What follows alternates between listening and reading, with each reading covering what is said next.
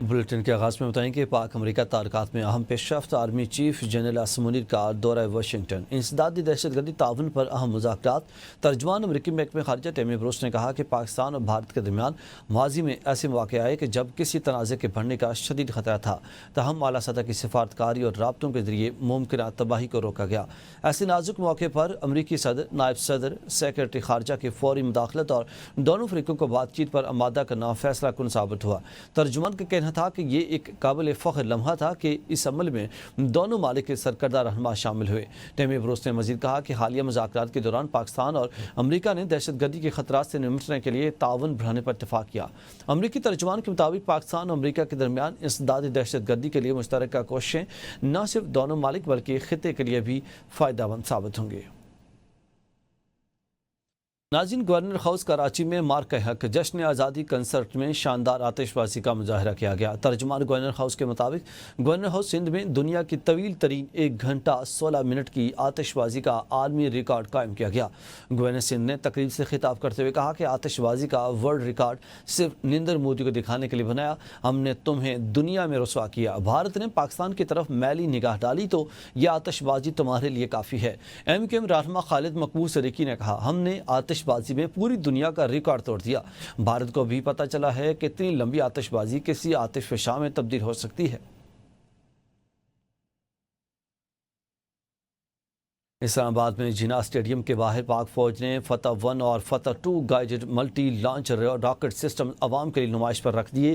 یہ وہی جدید میزائل ہیں جنہوں نے 10 مئی 2025 کی صبح بھارتی فضائی اڈوں کو نشانہ بنایا تھا اور دشمن کو دھول چٹائی۔ 14 اگست کے موقع پر اسلام آباد کو خوبصورت لائٹنگ اور قومی پرچموں سے سجا دیا گیا۔ مرکزی شاہراہوں پر قومی پرچم آویزاں کر دیے گئے، جبکہ جناح اسٹیڈیم کے اطراف میں خصوصی آرمی بینڈ نے دھنیں بجا کر ماحول کو مزید پرجوش بنا دیا ہے۔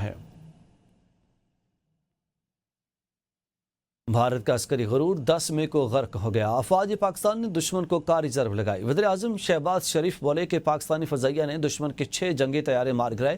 ہمارے بہادر جوانوں نے جنگ میں دشمن کو ایسا سبق سکھایا جو اسے ہمیشہ یاد رکھے گا۔ یہ معرکہ صرف ہتھیاروں سے نہیں بلکہ پاکستانی قوم کی دعاؤں، ماؤں کی تربیت اور جوانوں کے جذبے سے جیتا گیا۔ شہباز شریف نے خبردار کیا کہ ایک بوند پانی بھی چھیننے کی کوشش کی گئی تو دشمن کو دوبارہ ویسا ہی تاریخی سبق سکھائیں گے جیسا وہ 10 مئی کو دیکھ چکا ہے۔ 6 اور 10 مئی اس سال جو افواج پاکستان نے دشمن کو وہ کاری ضرب لگائی ہے کہ عمر بھر یاد رکھے گا۔ 6 جہاز ہماری فضائیہ نے گرائے، جس میں 4 رافیل جہاز تھے، جو 4 دن جاری رہی۔ اس جنگ میں ہمارے جوانوں نے، دلیر جوانوں نے ان کو وہ سبق سکھایا جو ان کو رہتی دنیا تک یاد رہے گا۔ میں یہ بتانا چاہتا ہوں آج دشمن کو کہ اگر تم ہمارا پانی بند کرنے کی دھمکی دیتے ہو تو یہ بات ذہن میں رکھنا کہ پاکستان کی ایک بوند بھی تم پاکستان سے چھین نہیں سکتے۔ اگر تم نے یہ حرکت کی تو دوبارہ تمہیں وہ سبق سکھائیں گے کہ تم کانوں کو ہاتھ لگاؤ گے۔ وہ سب ناز، اس کا غرور 10 مئی کو غرق ہو گیا تھا۔ امریکہ نے پاکستان کا موقف تسلیم کیا، یہ بڑی کامیابی ہے۔ کالعدم BLA اور مجید بریگیڈ نے بھارت کا ساتھ دیا۔ بلاول بھٹو کی حیدرآباد میں میڈیا سے گفتگو، کہا کوشش ہے اقوام متحدہ سے بھی ان تنظیموں پر پابندی لگے۔ پاکستان نے سندھ طاس معاہدے کا معاملہ دنیا بھر میں اٹھایا۔ بھارت اپنے بزدلانہ موقف سے پیچھے نہیں ہٹ رہا۔ اگر معاہدہ ختم کیا گیا تو پاکستان کے پاس 6 دریاؤں کا پانی آئے گا۔ آئینی بینچوں کا قیام ہماری دیرینہ خواہش تھی۔ آئینی ترامیم تمام جماعتوں کی مشاورت سے لائی گئی۔ آئین کے تحت ہر 5 سال بعد نیا NFC ایوارڈ دینا چاہیے۔ منظم منصوبے کے تحت آرمی چیف اور فوج کو متنازع بنانے کی کوشش کی گئی۔ تمام اداروں کو ایک دائرے میں رہ کر کام کرنا چاہیے۔ جب پاکستان اور بھارت نے حال ہی میں یہ 5 دن کا جنگ لڑا تو BLA اور مجید بریگیڈ نے کھل کے مودی کا حمایت کا اعلان کیا، اور امریکہ نے آپ کی اس پوائنٹ کو بھی انڈورس کیا ہے۔ میں سمجھتا ہوں کہ یہ پاکستان کی بہت بڑا کامیابی ہے، لیکن ہمارا مزید کوشش یہ انشاءاللہ تعالی ہونا چاہیے کہ ان تنظیموں کو کہ ہم یونائٹڈ نیشنز کے تھرو ان کو ڈکلیئر کیا جائے کہ یہ دہشت گردی کی تنظیمیں ہیں۔ اگر سندھ طاس معاہدہ نہیں ہے تو اس کا مطلب یہ ہے کہ پاکستان کو 6 دریا کے اوپر عالمی قانون کے مطابق لوور ریپیرین رائٹس موجود ہے، اور پھر ہم وہ لوور ریپیرین رائٹس مانگیں گے۔ وہ 6 दरिया के मुताबिक। नाज़रीन, स्पीकर कौमी असम्बली अयाज सादिक के अपोजिशन को एक बार फिर मुज़ाकरात की पेशकश। कहा कि वज़ीर-ए-आज़म पहले भी अपोजिशन को कह चुके हैं कि हुकूमत से बात करें, मैं दोनों को साथ बिठाने को तैयार हूँ। PTI के 2 मेंबरान आज़म नज़ीर तारड़ और नवीद कमर के साथ आज बैठ जाएं, बातचीत से ही हल निकलेगा।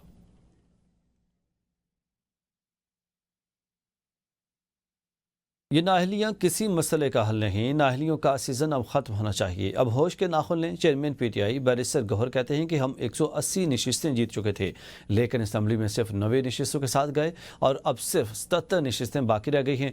उन्होंने कहा कि मुज़ाकरात होने चाहिए, हमने इसकी कोशिश की है। कबायली अज़ला के लोग सबसे ज़्यादा मुतासर हुए हैं। बैरूनी अंदरूनी बदअमनी को रोकना वफाकी हुकूमत की जिम्मेदारी है। डायलाग होने चाहिए थी। डायलाग सियासी मसाइल का हल, सियासी हल निकालने में होता है। अगर मसाइल है, हमने तो अपनी तरफ से बड़ी कोशिश की। दहशतगर्दी पे कंट्रोल पाना भी दोनों हुकूमतों की जिम्मेदारी है, सूबाई की भी और वफाकी की। लेकिन आईन यही कहता है कि ये वफाक की जिम्मेदारी है। एक्सटर्नल एग्रेशन और इंटरनल डिस्टर्बेंस से वफाक की जिम्मेदारी है, वो इनको करे। लेकिन पाकिस्तान की आवाम, खासकर ये ट्राइबल एरिया के लोग बहुत ज़्यादा सफ़र हो चुके ऑपरेशन से, और उनका मतलब है कि लोग दर बदर हो जाते हैं, इससे मज़ीद नुकसान हो जाता है। नाज़रीन, PTI का अगला प्लान क्या होगा? क्या 14 अगस्त को फिर से दमादम मस्त कलंदर होगा? सीनियर रहनुमा असद कैसर ने कन्फ्यूजन ख़त्म कर दी। प्रोग्राम तजिया में गुफ्तगू करते हुए बोले कि हम पाकिस्तानी हैं और पाकिस्तान हमारा मुल्क है। हम इस मुल्क को कायदे आज़म वाला पाकिस्तान देखना चाहते हैं। तमाम इदारे अपनी हदूद में रहकर काम करेंगे, कोई इदारा अपनी हदूद से तजावुज़ ना करे। हम पाकिस्तानी हैं और पाकिस्तान हमारा मुल्क है, और पाकिस्तान को हम वो पाकिस्तान देखना चाहते हैं जो कायदे आज़म का पाकिस्तान है। ये बुनियादी तौर पर तजदीद अहद का दिन है कि हम वो एक नए अहद करेंगे, इमरान खान के साथ यकजहती का इजहार करेंगे, उसकी विजन के साथ, उसकी सोच के साथ।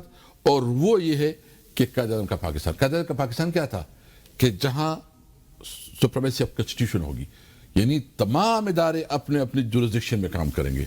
कोई इदारा जो है ना अपने इख्तियारात से तजावुज़ नहीं करेगा। जो आइन और कानून की हुक्मरानी होगी और आज़ाद अदलिया होगा, यानी इंसाफ होगा। PTI के सेनेटर आज़म सवाती ने कहा है कि किसने कहा है कि 14 अगस्त को एहतजाज होगा? अगर किसी ने 14 अगस्त को एहतजाज का कहा है तो ये बिल्कुल गलत कहा है। यह पाकिस्तान की आज़ादी का और यकजहती का दिन है। इस दिन को पूरे जोश व जज्बे के साथ मनाएंगे। 14 अगस्त कायदे आज़म की फतह का दिन है। जायज नहीं है। अगर किसी ने आपको ये कहा है तो ये बिल्कुल गलत कहा है। कतन भी कोई एहतजाज नहीं, आज़ादी दिन कोई एहतजाज नहीं करता। इंशाअल्लाह हम इस दिन को जोश और जज्बे के साथ मनाएंगे, इसलिए कि हमारी आज़ादी, ये कायदे आज़म की सबसे बड़ी फतह का दिन है, ये पाकिस्तान का दिन है। पेशावर हाई कोर्ट ने PTI रहनुमा उमर अयूब खान और शिबली फराज को डी नोटिफिकेशन के खिलाफ इलेक्शन कमीशन को नोटिस जारी कर दिया और फ्रीकेन को मजीद कार्रवाई से रोक दिया है। केस की समाअत जस्टिस सैयद अरशद अली और जस्टिस खुर्शीद इकबाल ने की। बैरिस्टर गौहर ने अदालत को बताया कि दरख्वास्त गुजार कौमी और सेनेट में अपोजिशन लीडर हैं। इलेक्शन कमीशन ने 5 अगस्त को दोनों को नाअहल किया था। पेशावर हाई कोर्ट ने 5 अगस्त के नोटिफिकेशन पर मजीद कार्रवाई से रोक रखा था। पेशावर हाई कोर्ट के डायरेक्शंस के बावजूद दोनों को डी नोटिफाई किया गया। बैरिस्टर गौहर ने कहा कि नाअहली से मुतालिक जस्टिस मुनीब का फैसला मौजूद है, सिर्फ नोटिफिकेशन पर नाअहल नहीं किया जा सकता, रेफरेंस ज़रूरी है। इलेक्शन कमीशन रेफरेंस पर अहल और नाअहल का फैसला करेगा। PTI के MNA अब्दुल लतीफ़ के केस में रेफरेंस भेजा गया था। बैरिस्टर गौहर ने कहा कि इन लोगों ने अब्दुल लतीफ़ चित्राली के केस में रेफरेंस भेजा, लेकिन इसमें क्यों नहीं अदालत में इस पर मजीद कार्रवाई न करने का हुक्म दिया। इन दरख्वास्तों पर समाअत 20 अगस्त के लिए रख लें। जस्टिस सैयद अरशद अली ने कहा कि इसको कल के लिए रखते हैं। बैरिस्टर गौहर ने कहा कि कल असम्बली इजलास है, बहुत मुश्किल है। अदालत ने मजीद समाअत 15 अगस्त तक मुलतवी कर दी। आगे बढ़ें और आपको बताएं कि अमरीकी वज़ारत ख़ारजा ने भारत में इंसानी हुकूक़ की खिलाफ वर्जियों पर रिपोर्ट जारी कर दी है। रिपोर्ट में कहा गया है कि भारत में मावराए अदालत कत्ल और इंसानी हुकूक़ की संगीन खिलाफ वर्जियाँ हुई। मीडिया इदारों को हुकूमत पर तनकीद के बायस हरासा किया गया, जबकि सहाफ़ियों को गिरफ्तारियाँ भी झेलनी पड़ी। रिपोर्ट के मुताबिक भारतीय हुकूमत ने सिविल सोसाइटी पर सियासी बुनियादों पर मुकदमात दर्ज किए और मकबूजा कश्मीर में इजहार राय, पुरअमन इज्तिमा समेत दीगर बुनियादी हुकूक़ पर पाबंदियाँ आयद की गईं। इजहार राय को दबाने के लिए बगावत के क़वानीन का इस्तेमाल किया गया। सिविल सोसाइटी ने मकबूजा कश्मीर में इज्तिमाई कब्रों की आज़ादाना तहकीकात का मुतालबा किया है। रिपोर्ट में यह भी इंकशाफ किया गया है कि भारतीय हुकूमत ने बैरून मुल्कों की मुखालिफिन को हिरासा किया और कनाडा, अमेरिका में कत्ल की वारदातों में मुलविस होने के शवाहिद मिले। कनाडा में सिख रहनुमा हरदीप सिंह नजर के कत्ल के इल्ज़ाम में भारतीय शहरियों को गिरफ्तार किया गया। ناظرین، پنجاب کے عوام کے لیے جدید اور ماحول دوست سفری سہولت کا ایک اور بڑا قدم۔ وزیر اعلیٰ پنجاب مریم نواز نے ایکس پر اعلان کیا کہ چین کے یانٹائی پورٹ سے 100 نئی الیکٹرک بسوں کا بیڑا آج رات پنجاب کے لیے روانہ ہو رہا ہے۔ یہ بسیں میاں والی، اوکاڑا، ننکانہ صاحب، مظفر گڑھ، وہاڑی، پاک پتن اور ڈیرہ غازی خان جیسے پسماندہ اضلاع میں پہلی بار باقاعدہ پبلک ٹرانسپورٹ فراہم کریں گی۔ اس سروس کا کرایہ صرف 20 روپے ہوگا۔ یہ جدید اور ماحول دوست بسیں ایئر کنڈیشنڈ، وائی فائی سے آراستہ، مکمل خودکار ٹکٹنگ سسٹم سے لیس ہوں گی۔ معذور افراد کے لیے بھی یہ بسیں قابل رسائی ہوں گی، جبکہ شہریوں کو ایک محفوظ، آرام دہ اور باوقار سفری سہولت فراہم کریں گے۔ نیوز اسٹوڈیو سے اب تک کے لیے اتنا ہی۔ مزید اپڈیٹس کے لیے دیکھتے رہیے ABN نیوز۔